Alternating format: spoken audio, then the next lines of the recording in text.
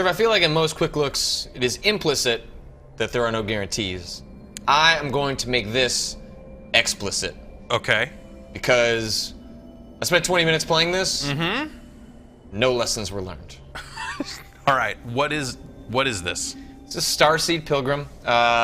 It's been kind of making the rounds for the last couple of months as a sort of indie, I don't know if I go as far as darling, but indie curiosity. Jonathan Blow has been talking a lot about it. I believe it was his favorite game from last year. Okay. And it has recently been added to Steam. I guess the premise, if there is a premise, is that you are a space gardener. And all right. You touch space to grow. So there's a lot. This game doesn't explain almost anything about itself. Like, it gives you touch space to grow. So if I had space, okay, now I have planted a seed. And so it makes it sound like you're gonna grow. No, touch space to grow. Yeah, and I can dig through these things, plant a seed there. The game explains almost nothing about your objective, what the seeds do, how they react to each other, how they react to the things in your environment, why you appear in places like this. What? If I hold up and hold space, I go into a bubble. But there's nothing to do in this room. Okay. Well, so if I hold H... It's still early on, a tutorial type. Well, could you run out that left side? No, that would just be a wall. There are different spaces you can fall into. Let's see if I can...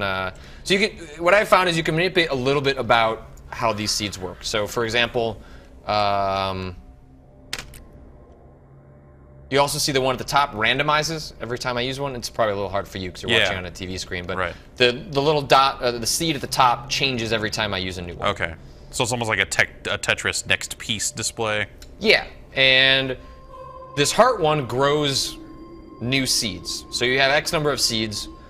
You can go back and you can, when you die or hold H to go back to your home, you get a new set of 10 seeds that allows you to maybe go in some different directions. So if I create this spot, the only place for this yellow seed, which is a little arrow, to go is up. So I will force it to go up. And then from there, the game seems to be a lot of experimentation and figuring out this is kind of what this does, but you don't have full control over it. And you also have the randomized element. So there's a lot of improvisation of trying... If you're trying to go to, let's say, this little star above, you might run out of options in order to make that happen. And then maybe you want to try and go to the right or to the left to see if you can find a new room that maybe has something potentially for you to mess with. Now, are your grown blocks feeding on the blocks below? Is that why they're disappearing, or...? Yeah, they're... If I go down there... You end up back in that. But it takes you to random places, and I could not give you a solid explanation for why that time I went to this room. Maybe it's randomized, maybe it's not. Well, no, it's the opposite of the room you were in. It's turned the blocks into not blocks. See? Because those are the seeds you planted in the other... Oh, you're right. You are absolutely correct. I don't know. There's a key up there. So... we take that information, plant this because we'll want those seeds to grow. I didn't even notice that from the other times I was playing, but that is an astute observation. Also, to the right and left, see if I can force this right.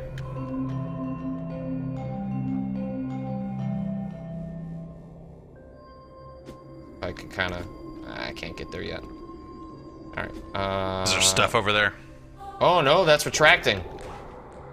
Oh, no, it's not. That's the screen. This is running... This runs through, like, Adobe Air. Like, technically, the divisions of the screen are not as wide as it appears. I'm running it in full screen mode. Let's see if we can try and get to the right.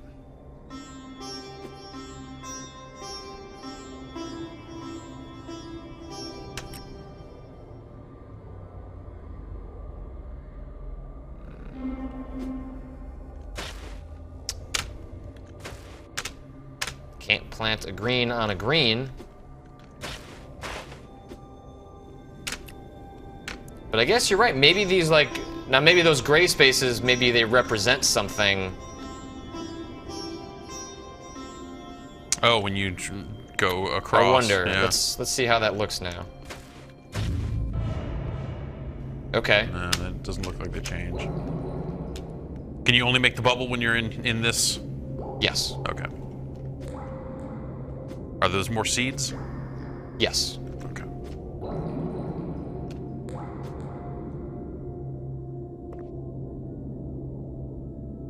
So, not... I think once we've come in here, if we don't have a clear path, I think you are just doomed to go back. To start over. I mean, you're... But those hearts will... Like, let's say you've used up 10 hearts just to create the path. Then they have the hearts there inside that other world in order for you to create the bubbles. Because each bubble requires a heart as well. I see. Let's try this. And march our way right.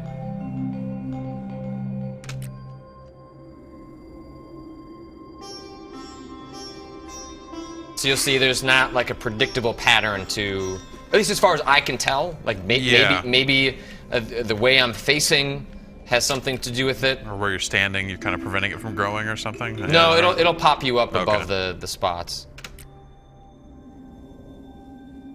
And actually, we'll get a really weird one here in a second with that red. We'll let that grow. Come on, buddy. We haven't actually gotten some of the stranger ones yet. There's ones that'll affect your gravity. No. It's not super clear to me why you would want one that did that. This blue one, I'm not really sure. Maybe you can, maybe a seed reacts to it. Like that blue must do something. Because like for example,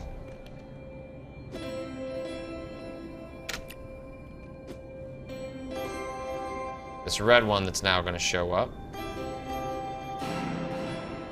I can basically plant a bomb in it.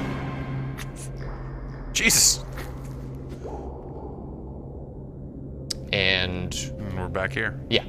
But so what that does, and I'm not sure, and there's a key over there. So there are like keys spread throughout. I don't think this is supposed to be a particularly long game. It's more about playing around long enough to sort of figure out how it works. And the game naturally transitions you back to this home state. So even when you do create a path, you kind of have to rush through it pretty quickly. But so that red one, I would assume the strategy there would be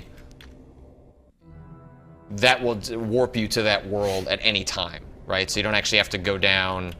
Okay. Yeah. Dig your way through here. Right. And do it that way. So.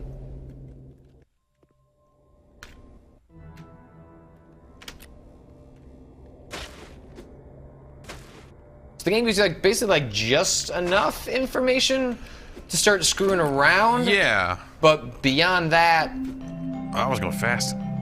There you go. There you go. All right. So let's see if we can.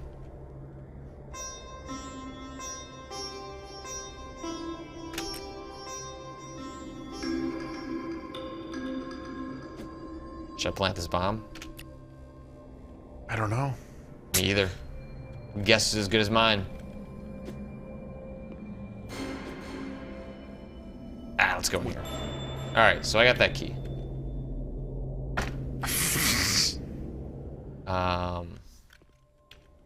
So when you reset, are you keeping anything? I don't know. Let's find out.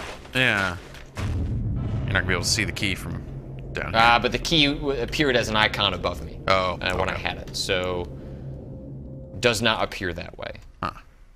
So I don't. I don't. It's not clear to me yet if there are mechanisms to the way each of these work where where it feels like it's random and that like, oh, I'll just get the right set of tools. But you're not. I mean, but the seeds are coming in a set order, right? I mean, you're still getting that one to grow you some seeds. Let's see. All right, so Purple came second that time. I wonder if you need to get the key and then go back to that spot on the ground where you can stand and the icon's below it. Okay, so yeah, so that one is truly random. Okay. Now, Okay. So now this one, not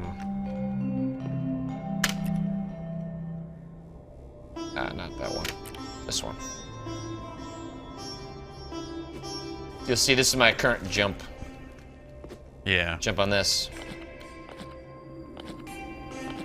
So now you can barely get around. Nah, I have zero clue why that would be would be useful at this current current juncture. And apparently, I thought things couldn't grow, and then I fell.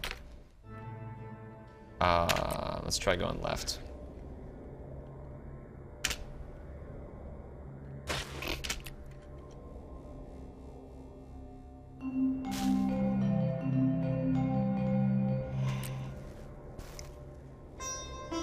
It does not surprise me that a guy like Jonathan Blow would really like a game like this. Yeah. You know, he's certainly a guy that creates puzzles in similar ways of, all right, here's the rule set. It seems obvious, right? Right, yeah, yeah. Now go figure it out. But this game takes that, I feel, to a certain extreme. I feel like there's something we're missing. Right, like I feel like there's something super obvious, right? Yeah. Like that the random nature of it is not actually random in some way that is just not clear. Like, what does that blue one do? Like, I don't know. I'll plant this, we'll explode.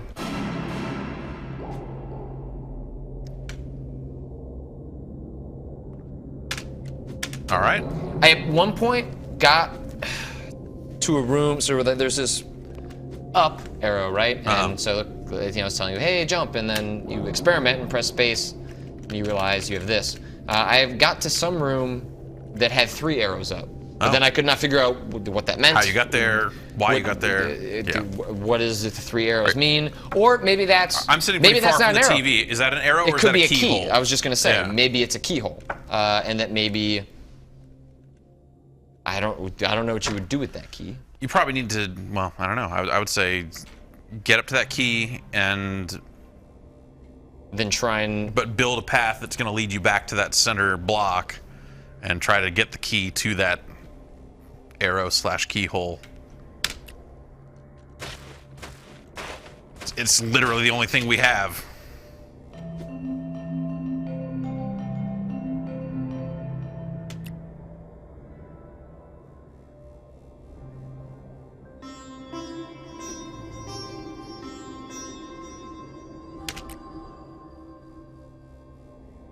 moving up.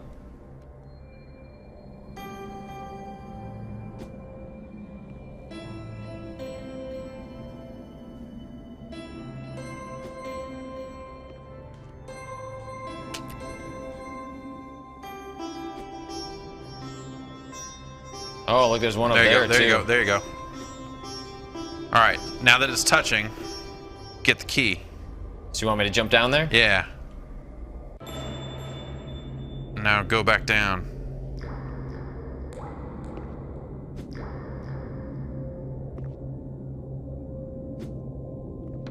Ha! All right. What? Gain from loss, one does not measure, but broken hearts. That's what it said before. Starseed treasure. I know. I'm just trying to. Is there any rhyme or reason to?